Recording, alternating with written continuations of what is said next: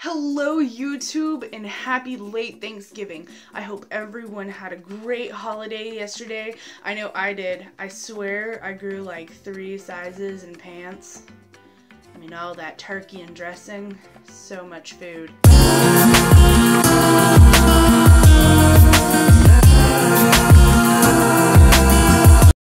So as I promised in my last video, I will be talking about Samurai Champloo.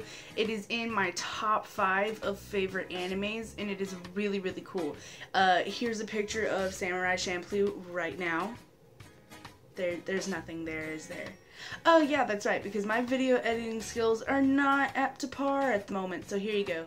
It's one of my favorite animes ever. It is in my top 5. It was not made after a manga. It was actually made in its own. Someone just created it. A manga was created afterwards for the series and kind of furthered it on a little bit because this is only a 1-series anime, but it is amazing.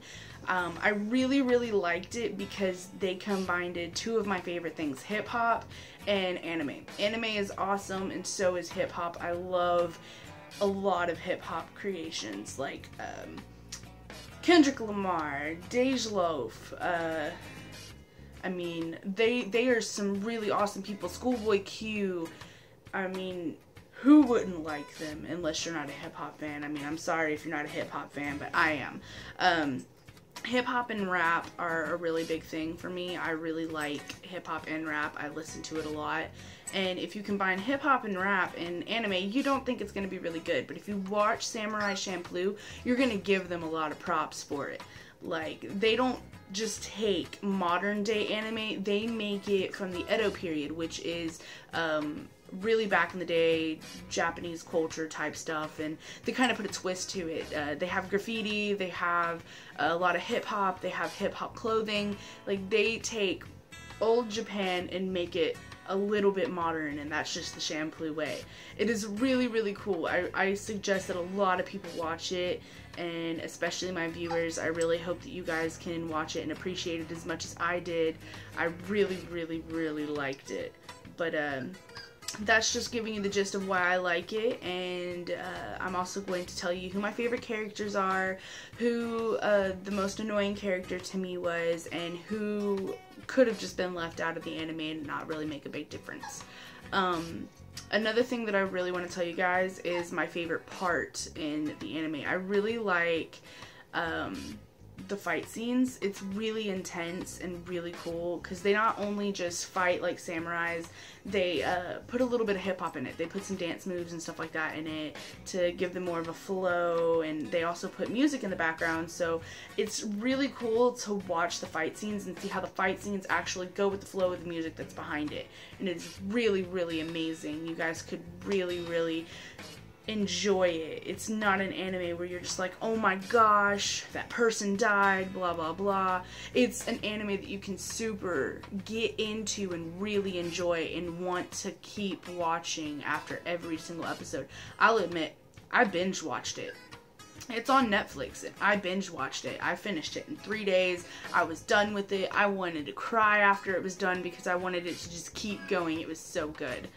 But I'm going to tell you guys a little bit about who my favorite characters are right now. Mugen. Mugen is amazing. He's the one with the scruffy hair and kind of the laid back look. But Mugen is awesome. He is not completely Japanese.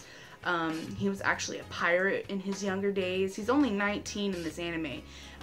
But he was a pirate in his younger days, and now he's just traveling and seeing whoever he can kill, who's the best person that fighting that he can kill next.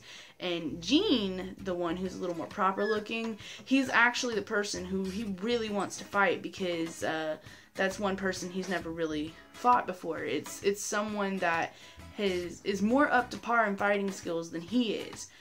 And it's really cool to watch them as they grow as friends throughout the series. Because at first, they wanted to kill each other, but now they're really good friends and they're really cool. But Mugen, oh my gosh, Mugen. He is awesome. I really like his fighting style. It's not your technique type fighting style. He just learns as he goes and kind of copies the moves of his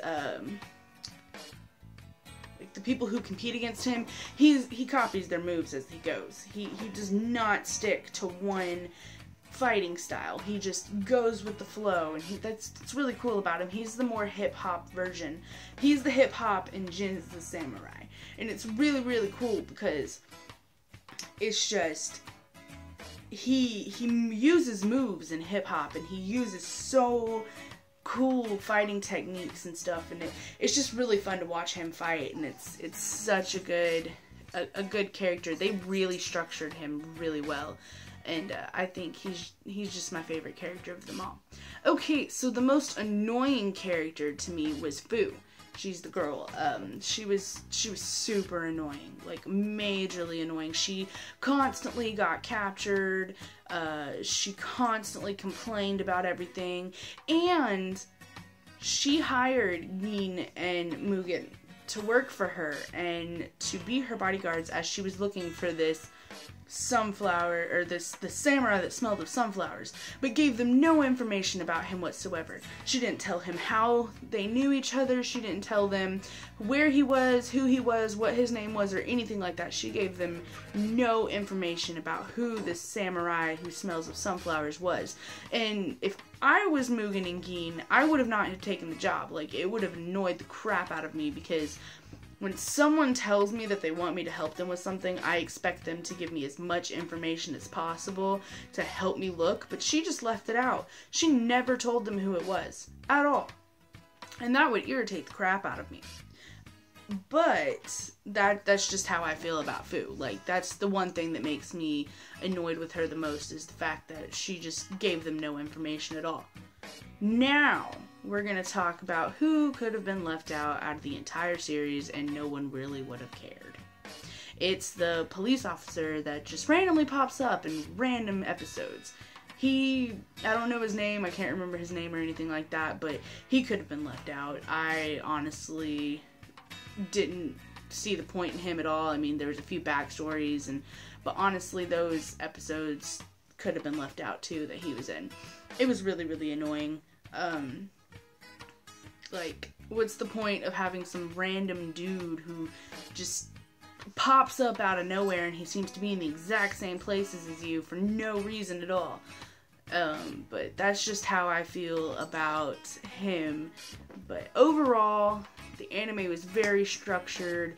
It was awesome. It had a new twist to things. It wasn't your normal anime that you watch, your normal sci-fi and all that kind of stuff. It was a really cool show to watch. It was just really good. Like, I really like Japanese culture, and I really like hip-hop, and just for them to just do this and, you know, merge together and make a baby and call it Samurai Champloo is just amazing, and I find that really cool.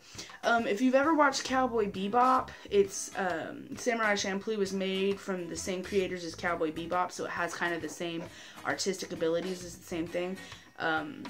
And I really like it. If you look at the main character in Cowboy Bebop and Mugen, you'd see a lot of similarities in their facial features and in the way that they act. Like, Mugen was a really big womanizer and always got the ladies, you know, kind of like me. I always get them. Nah, I'm kidding. But the main character in Cowboy Bebop was the same exact way. And I find it really cool that they kind of took a futuristic type anime like Cowboy Bebop and made it into an even cooler, older version, Japanese-wise, in Samurai Champloo. But you guys should definitely check it out. Please like and subscribe this video, and I will check you later.